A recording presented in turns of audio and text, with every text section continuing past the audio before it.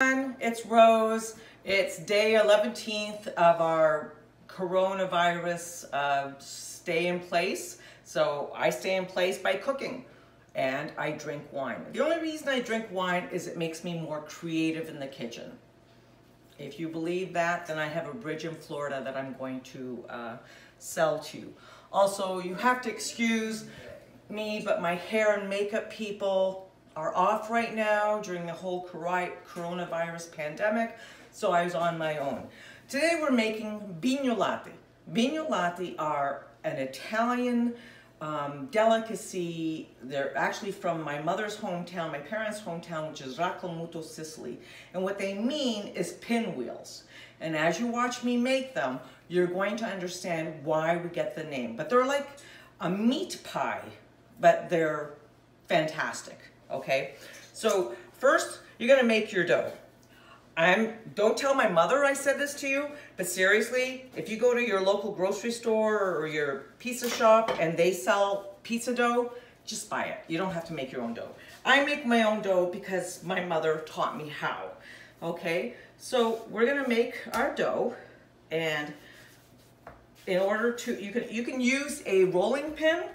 I don't, because I have a pasta maker, which they're so inexpensive to get. You know, if you can just look on Amazon, you can just get them, and they don't cost very much, but once you start using it, you'll use it for a lot of things that you didn't expect to use it for.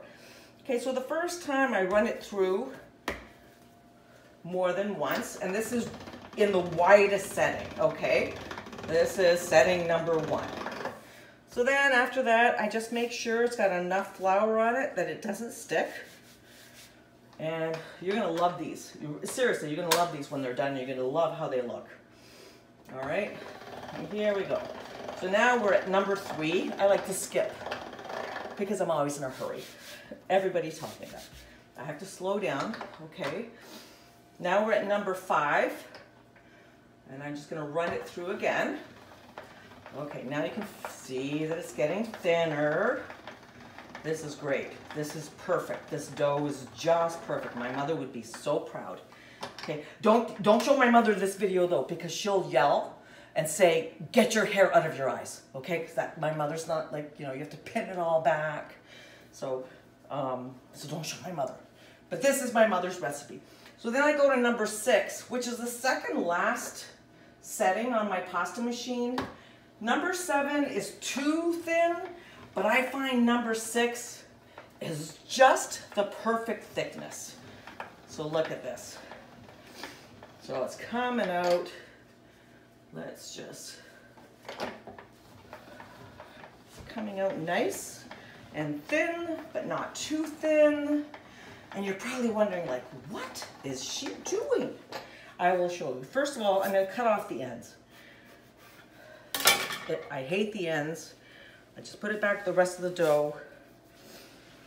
And so go to the other end and just cut it off.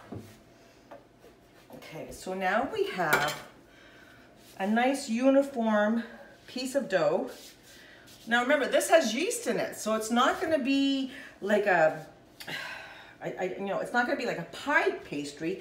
It is going to grow a little bit, but this is fried onions. Seriously, that's all it is. Fried onions with a little salt and pepper. So you just put the fried onions on your dough, and not too much. My biggest mistake when I first started making this is I put too much in all of the layers. And you're like, and like they exploded. Seriously, they exploded. I mean, it tasted great, but you know, you didn't want to serve it to anybody.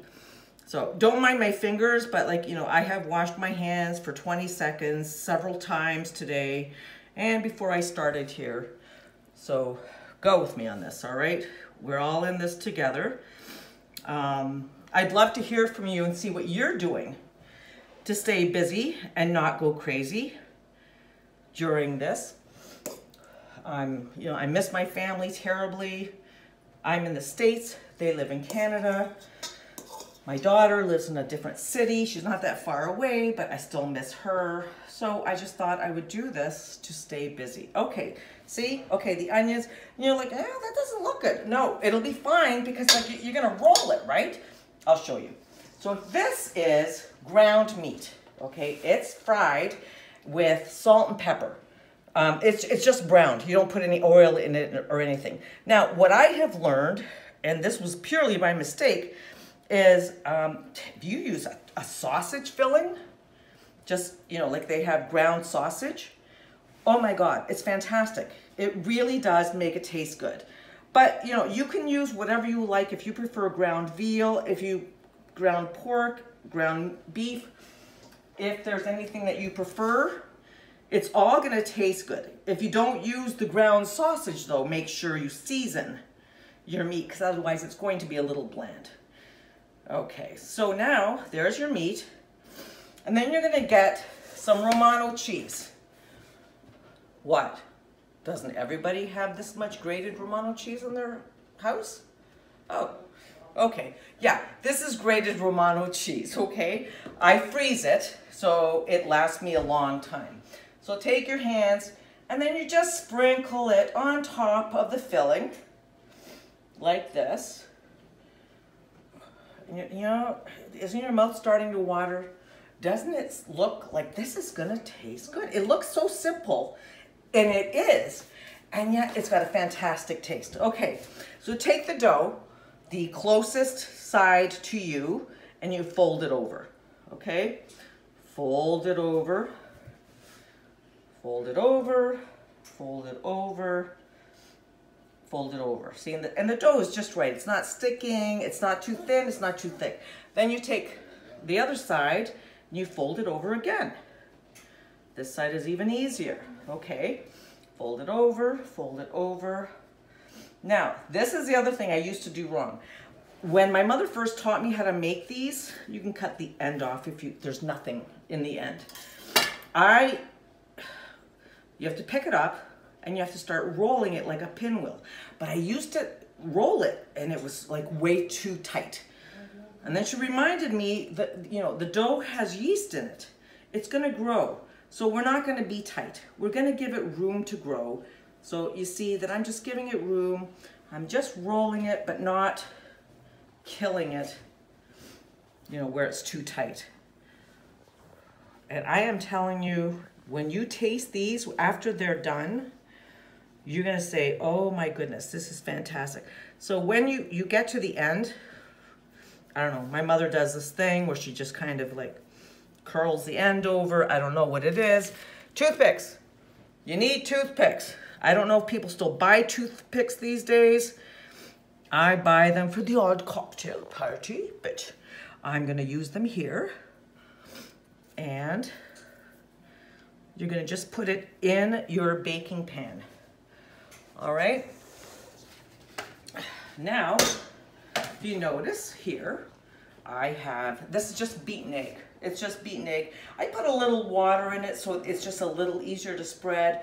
My mom doesn't, but it works. But you have to cover all of it, okay? Because this is what's gonna give your Mpignolati. Do you see this? Pinwheel.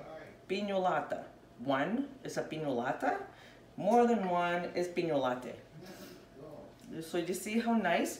This is gonna give it a nice golden color. And if you like sesame seeds, you don't have to do this, but if you like sesame seeds, just sprinkle a few on the surface. And then you'll see what it looks like when it's done. So when we come back, I'm going to show you what the Mpignolati look like when they're finished.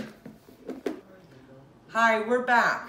Okay, so this is what your Mpignolati look like after you take them out of the oven. I have baked these in a 400-degree oven for 30 minutes. See how nice and golden brown they are?